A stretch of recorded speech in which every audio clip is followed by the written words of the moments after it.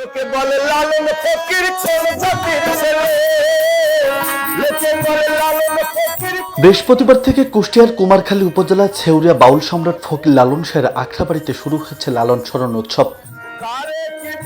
ফকির লালন শাহ তার জীবদ্দশায় ছেউরিয়া আখড়াবাড়িতে প্রতি বছর চৈত্রের দোল পূর্ণিমা রাতে বাউলদের নিয়ে অষ্টপ্রহর ব্যাপী সাধুসঙ্গ উৎসব করতেন। তার মৃত্যুর পরও এ উৎসব চালিয়ে আসছেন ভক্ত অনুরাগীরা। তবে বিগত বেশ কয়েক বছর ধরে লালন একাডেমি 3 দিনের আয়োজন করে আসছে।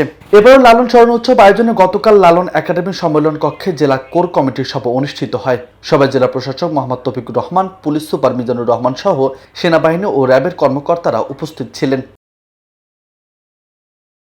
জানা গেছে, মূল আখড়াবাড়ির ভেতরে সাধু বাউলেরা অষ্টপ্রহর ব্যাপী রীতিনীতি মেনে তাদের আচার আচরণ করবেন। তবে এবারে স্মরণ উৎসবে আখড়াবাড়ির পাশে কালী নদীর পাড়ে মেলা ও সাংস্কৃতিক অনুষ্ঠান নেই।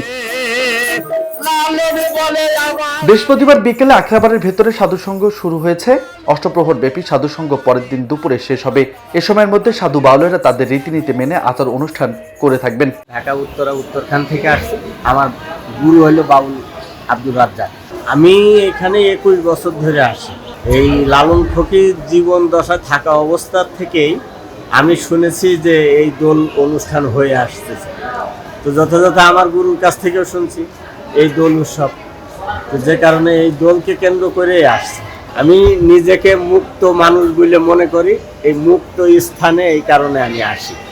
এটা একটা মুক্ত স্থান, উন্মুক্ত একবারে। এদিকে অনুষ্ঠানের প্রধান অতিথি ও মুখ্য আলোচক হিসেবে কবি ও চিন্তক ফরহাদ মজহার উপস্থিত থাকার কথা রয়েছে।